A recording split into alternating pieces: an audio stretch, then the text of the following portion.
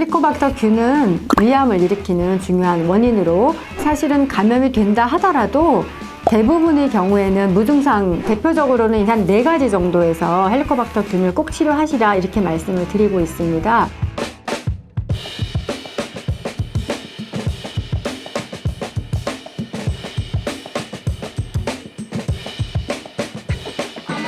안녕하세요.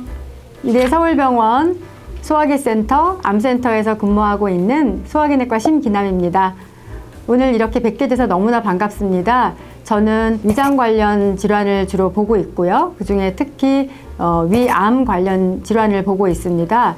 오늘 헬리코박터균에 대해서 한번 설명드려보도록 하겠습니다. 예, 헬리코박터균이라 하면 우리 위 안에서 살고 있는 세균이라고 말씀드릴 수가 있겠습니다. 잘 아시다시피 위는 위산이 굉장히 강력하게 있기 때문에 대부분의 세균은 살 수가 없는 환경입니다. 그렇지만 헬리코박터균은 강산성 환경에서도 살 수 있는 그런 특수한 형태의 균이라고 말씀드릴 수가 있겠습니다. 그래서 이 균이 위 안에 살고 있으면서 다양한 종류의 위장 질환을 일으키는 그런 균이라고 말씀드릴 수 있겠습니다. 네, 헬리코박터균은 너무나 잘 알고 계시는 균일 텐데요. 우리나라 성인 인구의 약 반절 이상에서는 감염이 되어 있는 그런 흔한 균이라고 알고 계시면 될 것 같습니다.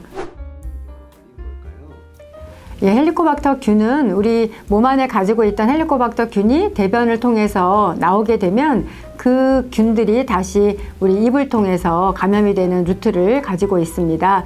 또 위 안에 있던 균들이 위로 올라오게 돼서 위산이 역류가 되게 되면 입이나 구강, 치아를 통해서 역시 또 다른 사람에게 감염을 일으킬 수가 있겠습니다. 어떻게 생길까요?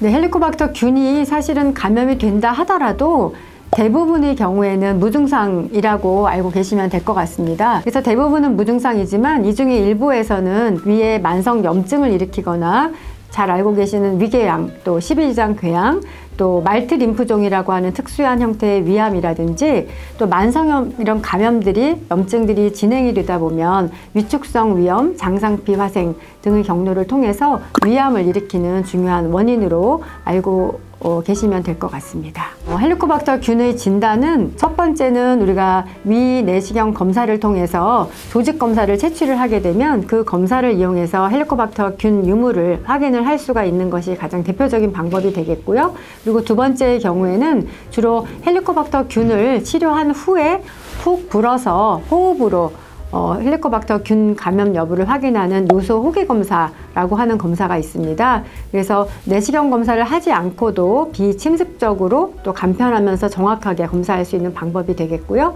그리고 세 번째의 경우에는 혈액 검사를 통해서 헬리코박터균 항체를 검사를 하는 방법이 되겠는데요. 흔하게 하지는 않고 주로는 건강검진을 통해서라든지 또 대량 그 스크리닝을 하기 위해서 하는 방법으로는 혈액 검사를 사용을 할 수가 있겠습니다. 그래서 그 대표적으로는 한 4가지 정도에서 헬리코박터균을 꼭 치료하시라 이렇게 말씀을 드리고 있습니다. 그 대표적인 첫 번째의 경우에는 위궤양, 위가 헐어 있는 궤양의 경우, 그다음에 두 번째는 십이지장이 허는 경우 십이지장 궤양이라고 말씀을 드리고요. 그리고 세 번째의 경우에는 요즘에는 조기 위암의 경우에는 내시경으로 그것을 절제하는 치료를 많이 하고 있습니다. 그런 경우에 그 절제된 부분 이외의 위장의 경우에는 그대로 남아있기 때문에 이런 경우에는 헬리코박터균을 제균 치료를 함으로써 나머지 위장 부분의 만성 염증을 치료해 주기 때문에 반드시 헬리코박터 제균 치료를 권하고 있고요. 그리고 네 번째의 경우에는 말트 림프종이라고 해서 위 안에 우리가 보통 말하는 위선암과는 조금 다른 종류의 형태의 위암인데요. 헬리코박터균과의 아주 밀접한 연관이 있는 그런 위암이기 때문에 반드시 치료할 것을 권유드리고 있습니다. 그리고 최근에 좀 추가가 된 적응증이 되겠는데요. 이제 원인은 잘 모르지만 특발성 혈소판 감소성 자반증 ITP라고 알려져 있는 그런 질환이 있습니다. 이런 경우에도 헬리코박터 균을 치료하는 것이 치료에 도움이 되기 때문에 반드시 치료해야 하는 그런 4가지 적응증이라고 말씀을 드릴 수가 있겠습니다. 경우에 따라서는 이제 위장 증상의 다른 일반적인 위장 치료를 하더라도 좋아지지 않는 경우에는 전문 선생님과 상의를 해서 헬리코박터 균을 치료하는 것을 고려할 수 있겠습니다. 헬리코박터 치료는 결국 세균이기 때문에 세균을 죽이는 항생제를 복용을 하셔야 됩니다. 그래서 이 제균 치료를 하게 되면 한 가지의 위산분비 억제제와 2가지 이상의 또 헬리코박터를 치료할 수 있는 항생제를 같이 복합을 해서 저희가 처방을 드리고 있습니다. 그래서 1차 치료에서는 한 1주에서 2주간 치료를 하도록 되어 있고요. 이 균 치료를 하고 나면은 헬리코박터 균 치료가 됐는지를 확인을 하시면 되는데요. 이렇게 해서 1차 치료에서 헬리코박터 균 치료가 재균되는 비율은 보통 한 70 내지 80%, 경우에 따라서는 한 60% 정도까지 보고가 되고 있습니다. 그래서 1차 재균 치료에서 헬리코박터 균이 아직도 남아있는 것으로 확인이 되신다면 이제 2차 치료까지 약을 드셔야 되는데요. 완전히 항생제를 바꿔서 2차 투약을 하시게 됩니다. 그래서 2차 투약까지 하시게 되는 경우에는 거의 90% 이상에서는 제균 치료가 되는 것으로 알려져 있어서 너무 염려는 안 하셔도 좋을 것 같고요. 아주 적게는 한 5 내지 10%의 경우에는 3차 치료까지 가셔야 되는 경우가 있겠습니다. 네. 말씀드린 대로 헬리코박터 균 치료를 하는 것은 아주 간단한 작업만은 아닙니다. 물론 무슨 수술을 하는 것은 아니지만 굉장히 치료가 까다롭고 전문성을 요하는 그런 분야라고 말씀드릴 수가 있겠습니다.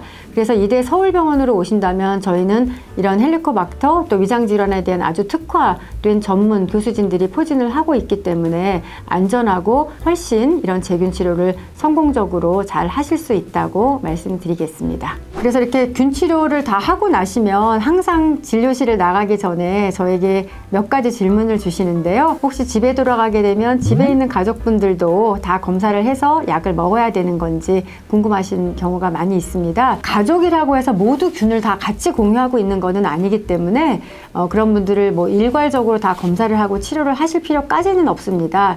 그렇지만 이제 아주 밀접하게 접촉을 할 수 있는 부부지간이라든지 하는 경우에는 같이 검사를 하시고 치료를 같이 하시는 것을 권유를 드리고 있고요. 그리고 2번째로 또 궁금하신 말씀이 재감염은 또 혹시 얼마나 자주 될까요? 뭐 어떻게 해야 될까요? 걱정들을 많이 하십니다. 요즘의 경우에는 평균적으로 1년에 한 2 내지 3% 정도로 재감염률이 알려져 있고 기본적인 위생과 그런 위생관념 또 개인 접시 사용이라든지 이런 것에 대한 것을 잘 지켜주신다면 재감염에 대해서는 너무 염려하지는 않으셔도 될 것 같습니다. 그래서 앞으로 이대 서울병원 암센터에 방문하신다면 이러한 문제는 잘 해결될 것이라고 생각이 됩니다. 더 건강한 위장생활 바라겠습니다. 감사합니다.